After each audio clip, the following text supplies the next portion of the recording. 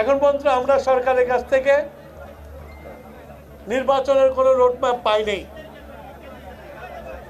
এই যত নির্বাচন দেরি হবে তত পানি ঘোলা হবে এবং পতিত হাসিনা এবং তার দোসররা যাদের কাছে বস্তা বস্তা ভর্তি টাকা আছে তাদের সুযোগ বেড়ে যাবে।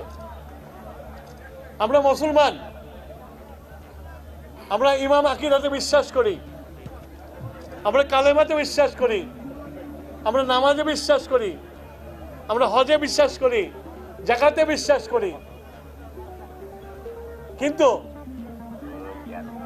এই যে আজকে ইসলামের নাম করে, তৌহিদি জনতার নাম করে দেশের মধ্যে যে বিশৃঙ্খলা সৃষ্টি হচ্ছে, এতে কিন্তু কারো লাভ হবে না। ইসলাম হলো সাম্যের ধর্ম, ইসলাম হলো বিশ্ব ধর্ম।